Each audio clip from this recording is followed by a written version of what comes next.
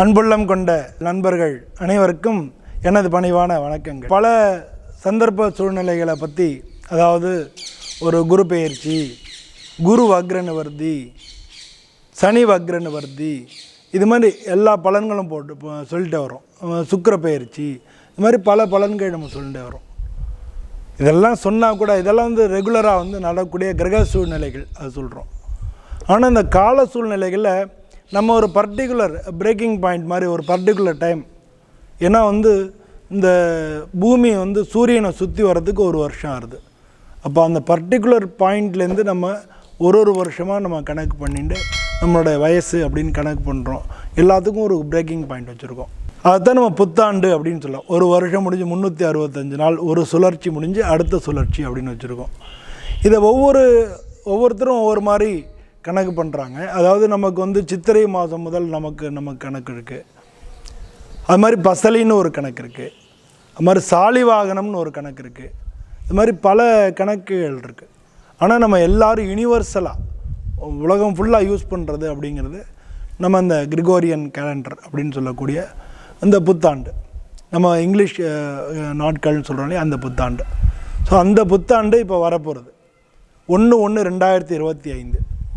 இந்த புத்தாண்டு எப்படி இருக்குது அப்படின்றதான் பார்க்க போகிறோம். இந்த புத்தாண்டு புதன்கிழமை, பூராட நட்சத்திரம், அது மாதிரி வியாகத யோகம், பாலவ கரணம். இந்த கரணத்தில் தனுசு ராசியில் கன்னியா லக்னத்தில் பிறக்கிறது. ஸோ இது எந்த மாதிரியான இந்த வருஷம் பிறக்கிறது நமக்கு எல்லாருக்கும் உலகத்தில் எந்த மாதிரியான விளைவுகளை ஏற்படுத்தும் அப்படிங்கிறத நம்ம பார்க்க போகிறோம். இந்த விளைவுகளை ஏற்படுத்துறதுக்கு இந்த கிரக சுழற்சி தான் திரும்ப எகைன் நம்ம வரோம். அப்படி பார்க்கும்போது பிப்ரவரியில் குரு வக்ர நிவர்த்தி ஏற்படுறது, மார்ச்சில் சனி பெயர்ச்சி ஏற்படுறது, அது மாதிரி மே மாதம் குரு பெயர்ச்சி 15 மே குரு பெயர்ச்சி, அதே மாதிரி 18 இது பயிற்சி ஆகி 3 நாளில் ராகுகேதும் பெயர்ச்சி, 18/5 ராகுகேது பெயர்ச்சி. இதெல்லாம் இப்படி இருந்தால் கூட இந்த வருஷத்தில் குரு பகவான் 3 முறை தன்னுடைய ராசியை மாற்றுறார். குரு பெயர்ச்சியாக இப்போ மிதுன ராசிக்கு போகிறாரு. 15/5/2025 பெயர்ச்சியாகி மிதுன ராசிக்கு போகிறாரு. அங்கேருந்து சல்லுன்னு அவர் 18/10 அன்னைக்கு அவர் கடகராசிக்கு அதிசாரமாக போயிடுறார். கடகராசிலேருந்து திரும்ப 4/12 டிசம்பர் 4 அன்னைக்கு திரும்ப மிதுன ராசிக்கு வராரு, வக்ரமாக வரார். ஸோ இந்த மாதிரி குரு பகவான் மட்டும் 3 முறை தன்னுடைய ராசியை மாற்றுறார். ஸோ இதெல்லாம் நம்ம வாழ்க்கையில் எப்படி பாதிப்புகளை ஏற்படுத்துறது, ஒவ்வொரு ராசிக்கும் இந்த புத்தாண்டு எப்படி இருக்குது அப்படின்னு பார்க்க போகிறோம். அதனால் வாங்க நம்ம இந்த பதிவுக்குள்ளே போய் பார்க்கலாம். இந்த பதிவில் புத்தாண்டு வருஷம் 2025 புத்தாண்டு ரிஷபராசி அன்பர்களுக்கு எப்படி இருக்குது அப்படின்னு பார்க்க போகிறோம். இந்த ரிஷபராசி காலபுருஷத்தில் 2வது வீடாக இருக்குது. இதுக்கு அதிபதி சுக்கிரன். இந்த ராசியில் இருக்கக்கூடிய நட்சத்திரங்கள் கிருத்திகை, ரோகிணி, மிருகசீரிஷம், இந்த 3 நட்சத்திரங்கள் இருக்குது. இந்த வருஷம் எந்த மாதிரியான கிரக சூழ்நிலைகள் இருக்குது அப்படின்னு பார்த்தோம்னா, வருஷ கிரகங்கள் நிறைய பெயர்ச்சி ஆறுது. அதை பற்றி தான் நம்ம முன்னாலே சொல்லியிருந்தோம். அப்படி பார்க்கும்போது இந்த வருஷத்தில் முக்கியமான நிகழ்வாக இருக்கக்கூடியது உங்களுக்கு தொழில்ஸ்தானத்தில் இது வரைக்கும் தொழிலில் மேலதிகாரிகளோட பிரச்சனைகள், வேலையில் பிரச்சனைகள், வியாபாரத்தில் பலவிதமான இடைஞ்சல்கள், பார்ட்னர்ஷிப் பிரச்சனை, இது மாதிரியெல்லாம் நீங்கள் அனுபவிச்சுட்டு இருந்திருப்பீங்க. அதுக்கெல்லாம் ஒரு தீர்வு வரப்போகிறது. ஸோ இந்த வருஷத்தில் முதல்ல பிப்ரவரி மாதமே உங்கள் ஜென்மத்தில் இருக்கக்கூடிய குரு பகவான் வக்ரமாக இருந்தார். அவர் வக்ர நிவர்த்தி அடைகிறார் பிப்ரவரி 15. அதே மாதிரி சனி பகவான் 29/3/2025 பெயர்ச்சியாகி உங்களுக்கு லாபஸ்தானத்துக்கு குருவினுடைய வீட்டுக்கு வரார். அதே மாதிரி மே மாதம் குரு பகவான் உங்கள் ராசியிலேருந்து மிதுன ராசிக்கு பெயர்ச்சியாகி போகிறார். மிதுன ராசியிலேருந்து அவர் அக்டோபர் மாதம், அதாவது 15/10/2025 அவர் கடகராசிக்கு உச்ச குருவாக போயிடுறார். அதிசாரமாக போகிறார். 4/12/2025 திரும்ப கடகராசிலேருந்து வக்ரமாக திரும்ப வந்து மிதுன ராசிக்கு போகிறார். அதாவது இந்த வருஷத்தில் 3 முறை தன்னுடைய ராசிகளை குரு பகவான் மாற்றுறார். ஸோ இதெல்லாம் வந்து ரிஷபராசி அன்பர்களுக்கு எந்த விதமான பலன்களை தரும் அப்படின்றதான் பார்க்க போகிறோம். ஸோ இந்த வருஷத்தை பொறுத்தளவில் லாபஸ்தானத்துக்கு வரக்கூடிய சனி பகவான், பொதுவாக சனி பகவான் வந்து 3 இடங்களில் நமக்கு மிக நன்மையான பலன்களை தருவார். ஒன்று வந்து 3வது இடம், 3வது வீடுன்னு சொல்லுவாங்க. இன்னொன்று 9வது வீட்டில், இன்னொன்று 11வது வீட்டில். இந்த 3 இடத்துலையும் சனி பகவான் நல்ல பலன்களை தரும். ஸோ இந்த ரிஷபராசிக்கு உங்களுக்கு 11வது வீட்டுக்கு வராரு. அதுவும் குருவினுடைய வீடாக இருக்குது. அந்த குரு மே மாதம் பெயர்ச்சியாகி உங்களுக்கு 2ஆம் இடத்துக்கு போகிறார். ராகு எது லாபஸ்தானத்தில் இருந்தார், அவர் திரும்ப தொழில் ஸ்தானத்துக்கு ராகு போகிறார். ஸோ ராகுவும் சனி பகவானும் தன்னுடைய வீட்டை வந்து 2 பேரும் கிராஸ் பண்ணி ஒருத்தர் கிராஸ் பண்ணி போகிறாங்க. ஸோ 2 பேருமே நட்பு கிரகங்கள் தான். அதே மாதிரி சனி பகவான் மாதிரியே ராகுவும் பலன் தருவார். இருந்தபோலும் ஒரிஜினல் ஒருத்தர் டூப்ளிகேட் மாதிரி தானே. சனி பகவான்றவர் அவருடைய இது வேறு, விசேஷங்கள் வேறு. ராகு அப்படின்றவரோட விசேஷங்கள் வேறு. ஸோ ராகு என்ன பண்ணுறார், குரு வீட்டிலேருந்து அவர் மாறி போயிடுறார். ஆனால் அந்த வீட்டுக்கு சனி பகவான் வரார், உழைப்பை காமிக்கக்கூடிய சனி பகவான் வரார். அதனால் வேலை மூலமாக உங்களுக்கு லாபங்கள், பல பேருக்கு வந்து உயர்வு, உத்தியோக உயர்வு, அதாவது பதவி உயர்வு பல பேருக்கு கிடைக்கும். ஒரு சில பேர் வந்து இந்த இடத்துல வந்து நமக்கு சரியான இது இல்லை, வேறு ஒரு கம்பெனியில் சேர்ந்தால் நல்லாயிருக்கும், இதை விட நல்ல சம்பளம் கிடைக்கும், இது மாதிரிலாம் ட்ரை பண்ணிட்டு இருந்தவங்களுக்கு அவங்களுக்கு கிடைக்க போகிறது. மார்ச்சுக்கு மேலே அவங்களுக்கு வந்து நல்ல இடங்களுக்கு போகிறாங்க. ஒரு சிலர் வேலையை விட்டுட்டு பிஸ்னஸ் பண்ணிக்கிட்டு இருந்திருப்பாங்க, அது சரியான லெவலில் போகலையன்ற கவலையில் இருப்பாங்க.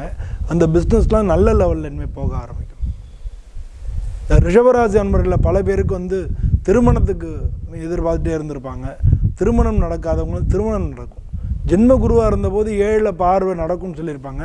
பொதுவாக ஜென்மகுரு வந்து நமக்கு எல்லாத்துலேயும் அவ்வளோ சக்ஸஸ் தரதில்லை. ஜென்மகுரு நல்ல பலனாக தரதா ஜோதிட விதிகள் கூறலை. ஆனால் 2வது இடத்துல அவர் தனகாரகன் இல்லையா, சுபர் இல்லையா, அவர் 2வது இடத்துல வர்றதுனால குடும்பம்லாம் நமக்கு உண்டாகிறதுக்கு உண்டான விஷயங்களை அவர் செஞ்சு கொடுக்குறார். ஸோ அதனால் குருவினால் உங்களுக்கு நல்ல பலன்கள் நடக்க போகிறது. அதுவும் சொல்ல போனோம்னா கிட்டத்தட்ட அக்டோபருக்குள்ளே உங்களுக்கு வந்து மேரேஜ் ஃபிக்ஸ் ஆகிடும். மேரேஜ் சம்மந்தமான விஷயங்கள் நல்ல பலன்கள் நடக்கும். பொதுவாக வந்து இந்த ராசியை பொறுத்தவரை ரோகிணி நட்சத்திரக்காரங்களுக்கெல்லாம் மேரேஜுக்கு வந்து உடனே அமைஞ்சிடும். இப்போ கிருத்திகைக்கு அமையாதா அப்படின்னு கேட்காதீங்க, கிருத்திகைக்கும் அமையும். கிருத்திகை நட்சத்திரக்காரங்கள் பூமி, இடம், நிலம் இதெல்லாம் வாங்கிறதுக்கான வாய்ப்புகள் இருக்குது. அப்போ மிருகசீரிஷுக்கு மேரேஜும் அமையும்.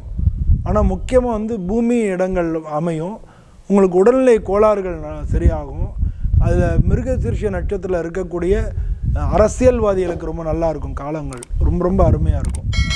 திரைப்படத்துறை மாதிரி கலைத்துறையில் இருக்கக்கூடியவங்க, மீடியாவில் இருக்கக்கூடியவங்க, அதில் இருக்கக்கூடிய மிருகசீரிஷ நட்சத்திரங்களுக்கெல்லாம் இப்போ நல்ல உயர்வுகள் உண்டாகும். இப்போ அவங்களுக்கு வந்து நினச்ச காரியங்கள்லாம் சாதிச்சுக்கலாம். ஸோ அந்த மாதிரியான நல்ல பலன்கள்லாம் நடக்க போகிறது. குடும்பத்தில் உள்ள பெண்களுக்கு இது வரைக்கும் உடலில் வந்து ஒரு அசதி, ஒரு டயர்டு, இது மாதிரிலாம் இருந்தது. பொதுவாக இந்த ராசியில் உள்ள எல்லாருக்குமே அந்த மாதிரி இருந்திருக்கும். ஆனால் பெண்களுக்கு கொஞ்சம் அதிகமாக தெரிஞ்சிருக்கும். அது மட்டும் இல்லை, மற்றவங்கெல்லாம் வந்து இந்த அசதி எப்படி தெரிஞ்சுக்கலான்னா காரியங்களை தள்ளி போடுறது, அப்புறம் பண்ணிக்கலாம் அப்படின்னு சொல்லி அலட்சியமாக தள்ளி போட்டே வந்திருப்பீங்க. இனி வந்து உங்கள் மனசில் நல்ல உற்சாகம் வரும், உடல்நிலை நல்லா இருக்கும். ஸோ இனிமேல் வரக்கூடிய காரியங்களை நல்லா ஸ்பீடாக எடுத்து நல்லபடியாக பண்ண போகிறீங்க. ஸோ இனி வரக்கூடிய காலங்கள் எல்லாமே வந்து உங்களுக்கு இந்த வருஷமே நல்லா இருக்குது. புதிய தொழில் தொடங்கிறதுக்கு பல விதத்தில் நீங்கள் முயற்சி பண்ணிட்டே வந்திருப்பீங்க. அதெல்லாமும் இப்போ சரியாகி உங்களுக்கு நல்ல பலன்கள் கொடுக்க போகிறது. பல பேருக்கு வந்து வெளிநாட்டு தொடர்புகள் மூலமாக நல்ல பலன்கள் கிடைக்கும். ஏற்கனவே வெளிநாட்டு கம்பெனியில் வேலை பார்க்குறவங்க நல்ல பலன்கள் கிடைக்கும். இல்லை வெளிநாட்டு கம்பெனி வேலை தேடிட்டு இருந்தவங்க வேலை கிடைக்கும். நீங்களே வெளிநாடு போகிறதுக்கு வாய்ப்புகள் நிறையா கிடைக்கும். வெளிநாட்டில் தொடர்புகள் மூலமாக இங்கே வியாபார விருத்திகள் நடக்கும். ஸோ இது மாதிரி எப்படி பார்த்தாலுமே, ஏன்னா வந்து 9ஆம் இடத்துக்கும் 10ஆம் இடத்து ரெண்டுக்குமே அதிபதி சனி பகவான் அவர் உங்களுக்கு லாபஸ்தானத்துக்கு வரார். அதனால இந்த மாதிரியான விஷயங்கள் எல்லாமே உங்களுக்கு பாசிட்டிவாக நடக்கும். குரு பகவான் வேற உங்களுக்கு 2ஆம் இடத்துக்கு போகிறார்.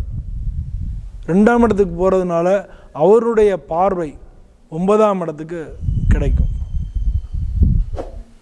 அதனால் உங்களுக்கு வெளிநாடு சம்மந்தப்பட்ட விஷயங்களில் பொருளாதார ரீதியாக மிகப்பெரிய நன்மைகள் கிடைக்கிறதுக்கு 9ஆம் இடத்து பார்வை இருக்கிறனால பாக்கியஸ்தானம், திருமண பாக்கியங்கள் அதெல்லாம் கிடைக்கும். ஒரு சில பேருக்கு புத்திர பாக்கியங்கள்லாம் உண்டாகிறதுக்கு வாய்ப்புகள் நிறையா இருக்குது. இதெல்லாம் நமக்கு ஜென்ரலான பலன்கள் தான். ஆனால் உங்களுக்கு எப்படி இருக்குன்னு உங்கள் தசாபுத்தி என்ன, உங்களுக்கு எப்படி இருக்குது அப்படின்றத உங்களுடைய பர்சனல் ஜாதகத்தை எடுத்து வச்சு பார்க்கும்பொழுது தான் இன்னும் நல்லா தெளிவான ஒரு பலன் கிடைக்கும். ஸோ அந்த மாதிரி பார்க்கும்பொழுது உங்களுக்கு பல விதத்துலேயும் மிக நன்மையான பலன்கள் கிடைக்கும்.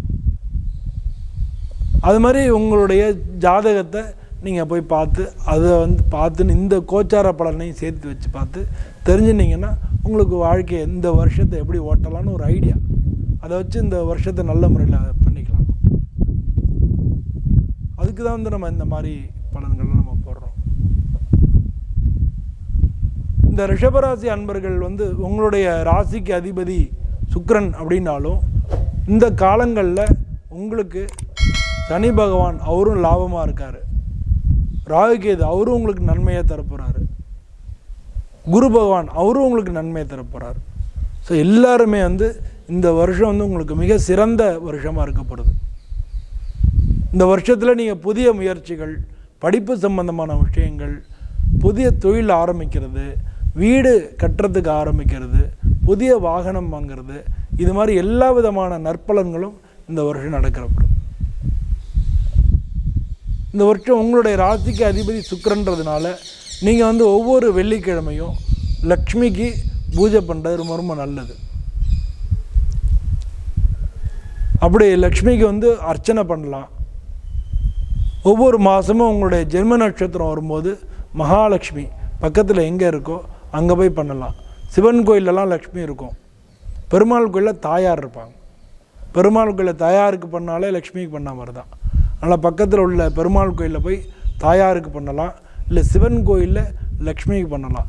இதை தொடர்ந்து நீங்கள் பண்ணிகிட்டே வந்தீங்கனாலே உங்களுக்கு இந்த வருஷங்கள் எல்லாமே மிக நன்மையான காலங்களாக இருக்கும். உங்களுக்கு கொஞ்சம் எல்லாத்துலேயும் குழப்பமும் கொஞ்சம் என்ன ஒரு வருஷம் ஃபுல்லாகவே ஃபுல் அண்ட் ஃபுல் நல்லா இருக்கும்னு சொல்ல முடியுமா? அதில் நடுவில் கொஞ்சம் பிரச்சனைகளும் வரத்தானே செய்யும். அப்படி ரிஷபராசிக்கு எப்படி பிரச்சனை வரும் அப்படின்னு பார்த்தோம்னா, உங்களுக்கு ஆகஸ்ட்லேருந்து டிசம்பர் வரைக்கும் ஒரு சில காரிய தடைகள் ஏற்படலாம். ஸோ அந்த காலகட்டங்களை மட்டும் நீங்கள் கொஞ்சம் ஜாக்கிரதையாக பார்த்துட்டிங்கனாலே போகிறோம். மற்றபடி ரிஷபராசி அன்பர்களுக்கு இந்த வருஷம் மிக மிக நல்ல பலன்களே நடக்கும். அவங்களுக்கு எல்லா வகையிலையும் நல்ல உற்சாகமான பலன்கள் நடக்கும். இது வரைக்கும் இருந்த காலங்கள் மாதிரி உங்களுக்கு எல்லாமே நல்ல பலன்கள் கிடைக்கணும் அப்படின்னு சொல்லி நானும் சுவாமியை பிரார்த்தனை பண்ணிட்டு உங்கள்கிட்ட விடைபெறுகிறேன். நன்றி, வணக்கம்.